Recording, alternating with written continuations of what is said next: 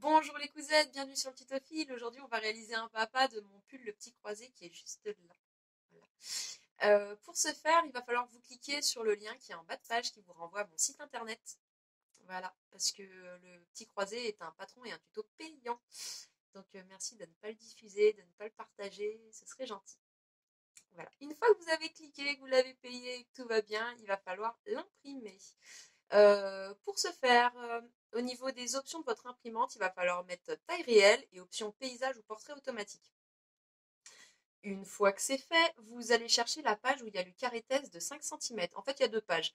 Il y en a une dans le livret d'inscription et une sur le patron. Ils font tous les deux 5 cm, donc il n'y a pas de souci.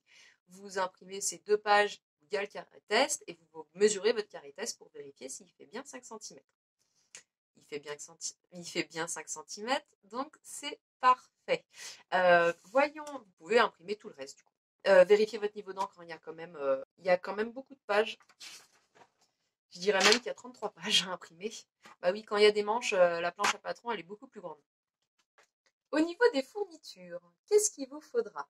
Il vous faudra de la maille tricot. Qu'est-ce que la maille tricot? La maille tricot, c'est comme de la maille jersey, sauf que le fil, il est plus gros, ce qui permet de faire des pulls avec. Donc, il vous faudra de la maille tricot entre 4 et 7% d'élastane avec un poids de 200 grammes au mètre linéaire. Bah, ça veut juste dire que votre tricot, il est épais. Pour faire des pulls, c'est mieux. Au niveau des quantités, alors, du 34 au 52, il vous faudra 1,80 m sur 1,40 m de lace. Et du 54 au 60, il vous faudra 2,60 m sur 1,40 m de lace. Oui, ça fait beaucoup, mais bon, c'est comme ça. Il vous faudra également du scotch, des feuilles A4, au moins 33, une imprimante avec un très bon niveau d'encre, une machine à coudre avec des aiguilles pour le jersey, une surjeteuse, c'est pas du tout obligatoire, hein, la surjeteuse.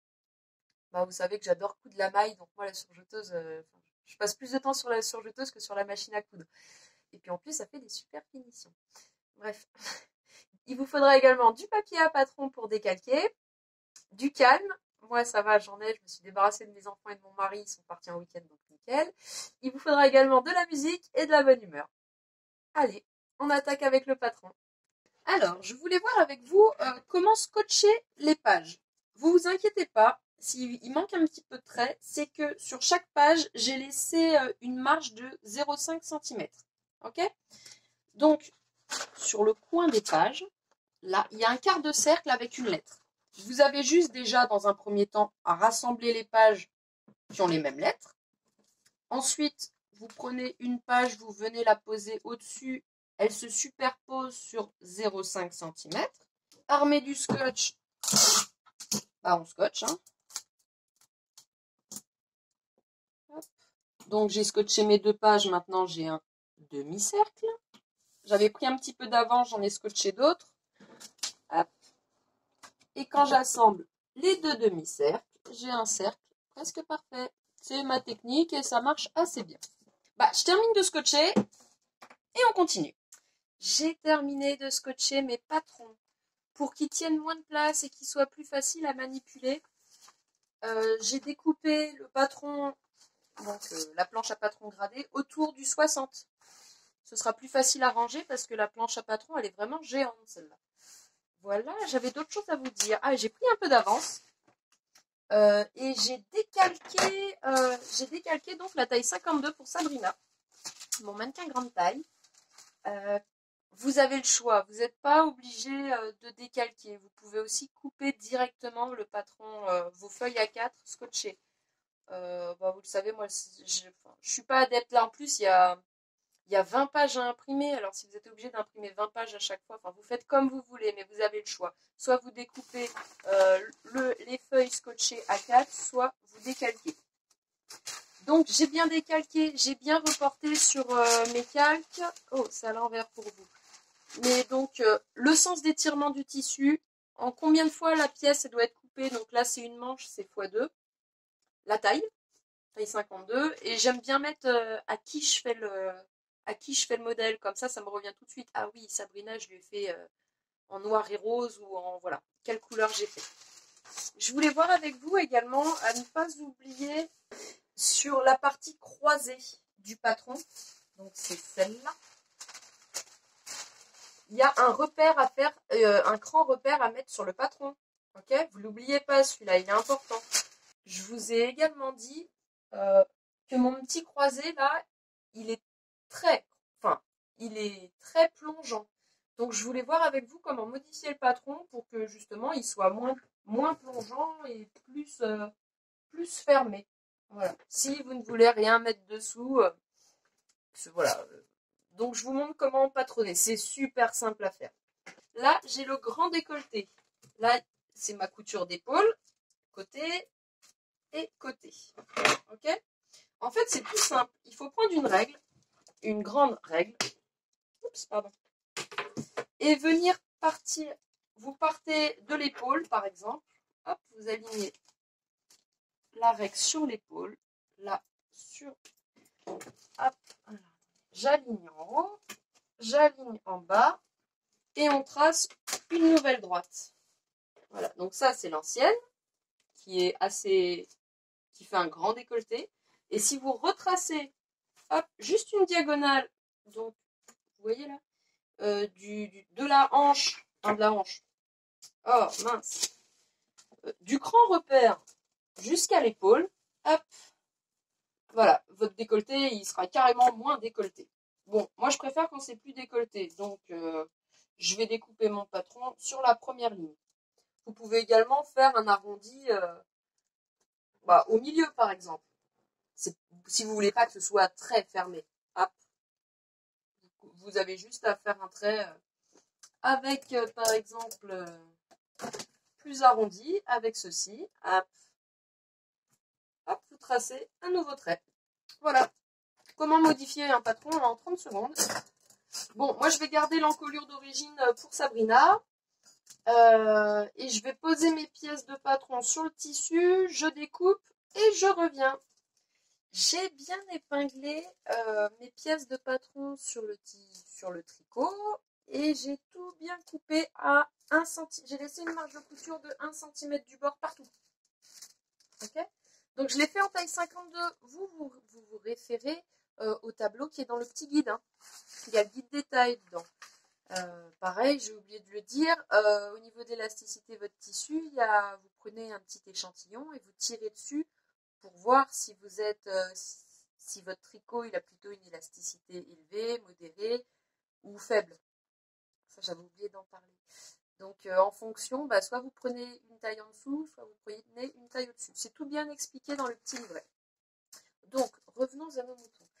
J'ai découpé mes pièces, j'ai laissé 1 cm de marge de couture partout. Armée de mes ciseaux, vous vous souvenez, on a fait une petite marque sur le patron de la pièce qui est croisée et il faut faire un petit cran. Alors moi, mon cran, il est là, donc je prends les ciseaux et je fais une petite entaille. Oh, vous voyez rien. Là, j'ai fait mon petit cran. Ok. Maintenant, qu'est-ce qu'on doit faire? Ah oui. Ok, là, on va retirer les épingles du devant et du dos. Juste une dernière chose avant ça, on récapitule bien. J'ai découpé, j'ai bien 2 manches, j'ai 2 devant, et la pièce du dos, je l'ai bien pliée, je l'ai bien posée au pli du tissu. Donc j'ai une pièce dos, 2 pièces devant et 2 manches. Ok? Je retire les épingles du devant et du dos. Nous voilà donc à l'étape 4. J'adore ce haut parce qu'il est super facile à faire. Alors, pour l'instant, on va s'occuper du devant. En fait, là, on va devoir s'occuper de faire les coutures d'épaule. Donc, on prend une pièce de devant et on la met en droit face à nous. Okay. On prend la deuxième pièce du devant, parce qu'il y en a 2. Je ne sais pas si je suis dans le bon sens. Et on la met sur l'autre, également en droit face à nous. Donc là, j'ai mes 2 pièces et elles sont toutes les 2 en droit face à moi. Pour l'instant, ça va? Non, mais c'est simple. Endroit face à moi, endroit face à moi. On prend la pièce du dos, ok? Ça, c'est mon dos. Et je viens poser endroit contre endroit, hop, tac, sur les pièces du devant. Donc là, le dos, il est envers face à moi et il est bien endroit contre endroit avec les pièces du devant. On n'a plus qu'à épingler les épaules. Et après, faire la couture d'épaule, soit à la surjeteuse à 7 mm du bord, soit à la machine à coudre. Alors, c'est du tricot. Du coup, pour la machine à coudre, il n'y a pas de souci, hein, ça se coud très bien la machine à coudre. Ce qu'on va faire, c'est donc piquer une première fois au point droit. Oui. Donc à 7 mm du bord, ça veut dire qu'il faudra aligner le tissu au pied presseur, au bord du pied presseur.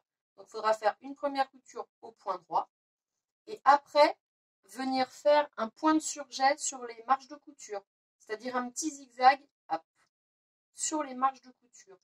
Pourquoi? Non, pour les autres projets, je ne vous ai pas demandé de faire ça. Là, je vous le demande parce que c'est du tricot et j'ai eu des surprises un peu bizarres en lavant mon tissu. Vous savez que j'aime bien laver le tissu avant de m'en servir. Et il y a des tricots que j'ai lavés et ils se sont effilochés comme ça. Donc je recommande très fortement, si vous n'avez pas de surjeteuse et que vous le faites à la machine à coudre, et de venir faire un petit surjet sur les marges de couture. Ok? Je prends la surjeteuse. Il faut bien sûr toujours tester avant de passer sur l'ouvrage. Donc là, ma surjeteuse, elle est déjà enfilée en noir. Je vais prendre une chute de tricot comme ça pour tester et voir, voir si tout va bien, voir si ça se jette bien. Hop. Prends des chutes, hein. Les chutes de tissu, il faut s'en servir, faut pas avoir de scrupules. Hop, je suis bien à 7. C'est parti.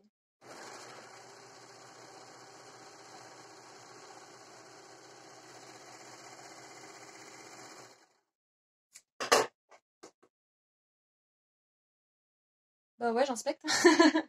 Je fais pas ma difficile, mais j'inspecte. Je sais pas si je vais pas la... Non, c'est bien. Non, c'est bien. Bon, mon enfilage est bon. Où est ma poubelle? Hop, là-bas. Je vais pouvoir surjeter donc les coutures d'épaule. Hop, donc tout est bien endroit contre endroit. Oui, une dernière vérification, ça fait pas de mal hein, avant de passer sous la machine. Bon, les fils de surjet, ça se retire hein, si on se trompe. Ça se retire même assez facilement quand on a compris la technique. Mais si on peut éviter de se tromper, surtout à la première couture, c'est pas plus mal. Hop. Allez, vous voyez toujours? Ouais. On fait attention aux épingles.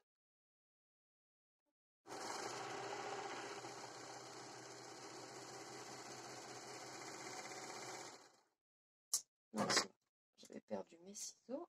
Hop, une épaule de fête. Et deuxième épaule. On fait attention aux aiguilles.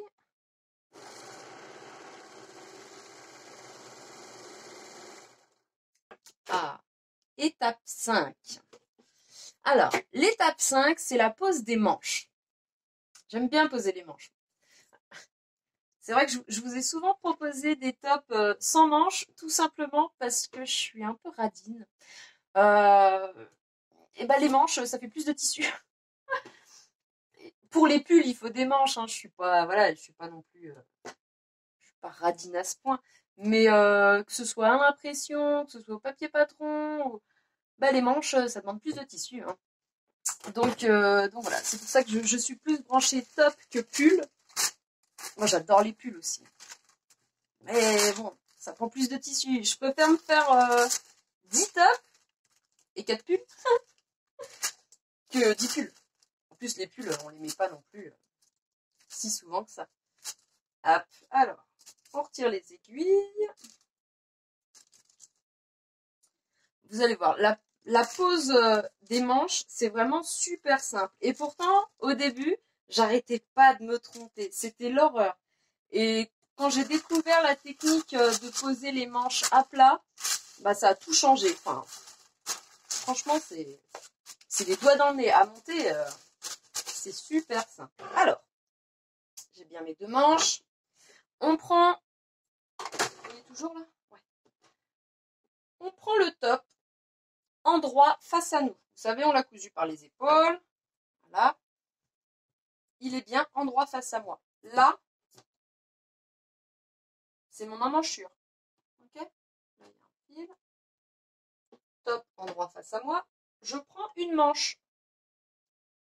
Et cette manche, je viens la poser endroit contre endroit. Là, elle est à l'endroit.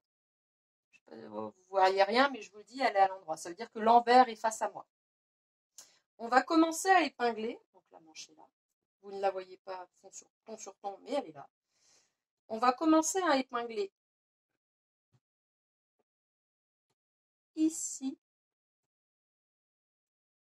Et en fait, on va commencer à épingler les coins. Dans les coins. Les dessous de manche, hop, là, avec la partie pointue de la manche. Hop. On épingle. Donc ma manche et mon top sont toujours endroit contre endroit. Ça ne va pas changer.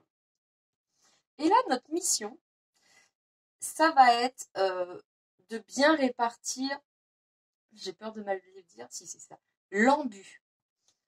L'embu de la tête de manche. Qu'est-ce que c'est que l'embu de la tête de manche? Alors, je voulais vous donner la définition exacte. L'embu, c'est un surplus de tissu sur une pièce arrondie qui va permettre l'assemblage, qui va faciliter l'assemblage.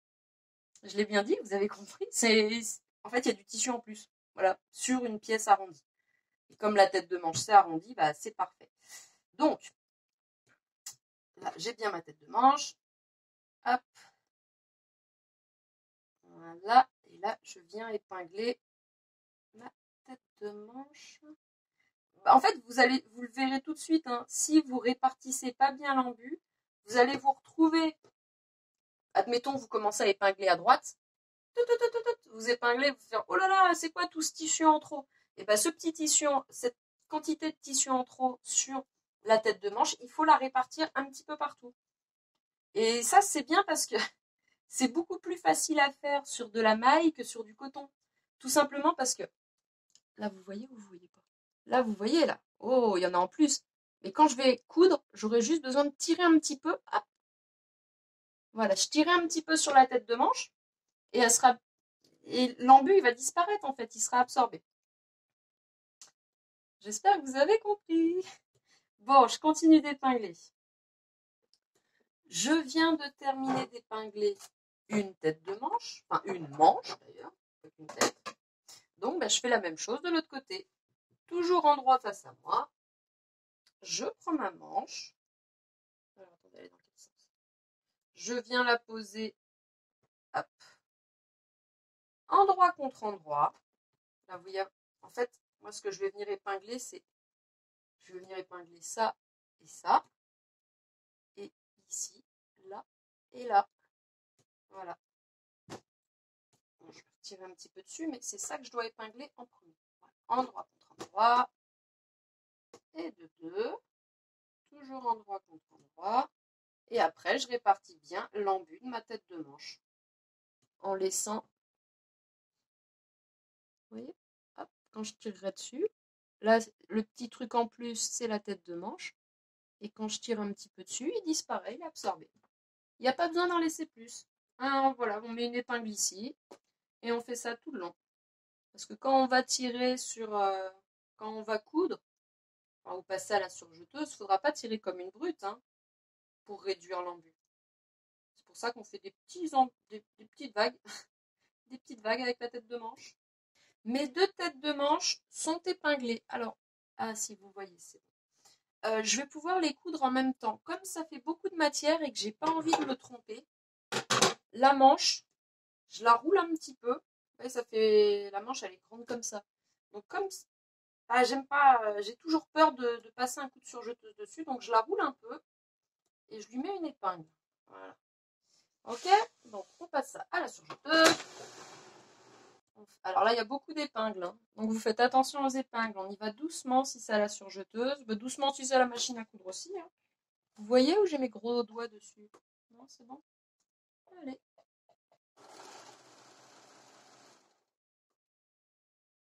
On décale. On fait attention à ce qui se passe en dessous.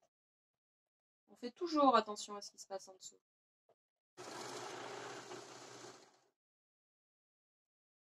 Hop, On tire un petit peu pour réduire l'embu. Voilà.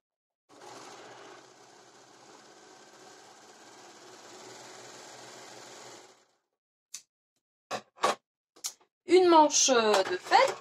On va vérifier la couture. On vérifie toujours ces coutures. J'en ai pas parlé pour les épaules, mais c'est une évidence. Ah, je suis contente. Elle est belle. Elle a pas de plis. Et... non, nickel. J'ai pas fait de bêtises. J'adore ce tricot. Je vous l'ai dit, je crois. Non, je l'ai acheté chez All Tissu. Alors, All Tissu, il y a des gens qui sont pour, qui sont contre. Moi, je suis pour. Surtout pendant les soldes. Là, le tricot, je l'ai acheté 2,50 € le mètre. Donc, j'en ai pris beaucoup. Voilà, All Tissu, j'adore, surtout pendant les soldes. Bon, une manche de fête, on se fait l'autre. Elle est où? La deuxième tête de manche est montée. On vérifie également la couture.